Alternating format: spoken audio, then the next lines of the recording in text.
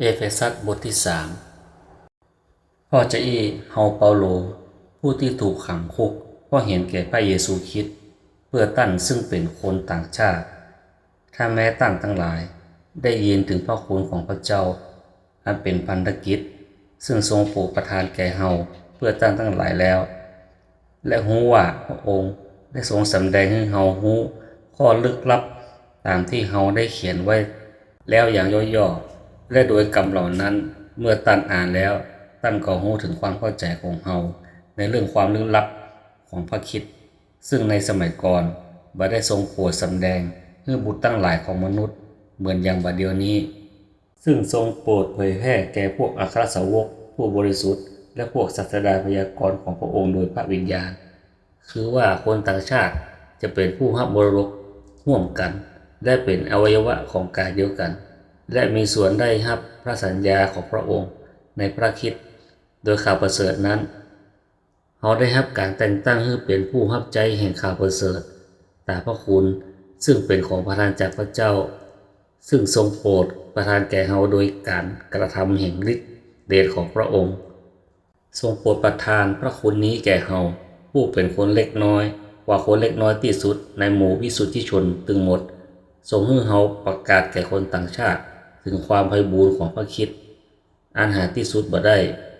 และอย่าให้คนทั้งหมดหันว่าอันอย่างคือความเป็นอันหนึ่งอันเดียวกันแห่งความลึกลับซึ่งตั้งแต่แรกแปลงโลกทรงปิดบังไว้ที่พระเจ้าผู้ทรงแปลงสารพัดตึงหมดโดยพระเยซูคริสต์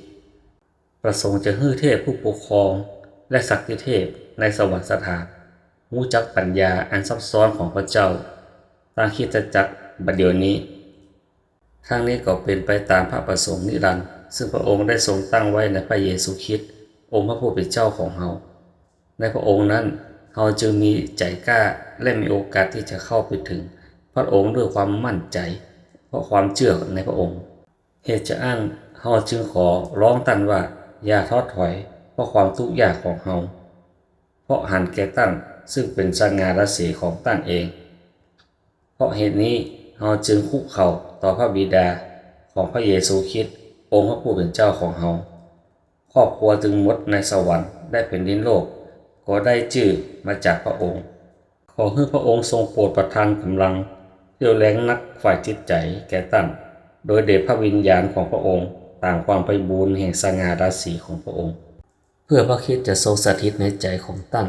โดยความเชื่อเพื่อว่าเมื่อทรงวางรากฐานตั้นไว้อย่างมั่นคงในความฮักแล้วตั้นก็จะยังรู้ได้ว่าอันอย่างคือความกว้างความยาวความลึกและความสูงพร้อมกับบรรดาวิสุทธิชนทั้งหมดและให้เข้าใจถึงความฮักของพระคริสต์ซึ่งเกินความรู้เพื่อท่านจะได้รับความไพบูลย์ของพระเจ้าอย่างเต็มเปี่ยมบัดนี้ขอให้พระเกียรติจงมีแด่พระองค์ผู้ทรงฤทธิ์สามารถยะสารพัดมากยิ่งกว่าที่เราจะทูลขอหรือคิดได้ตามฤทธิเดชที่ประกอบกิจอยู่ภายในตัวเรา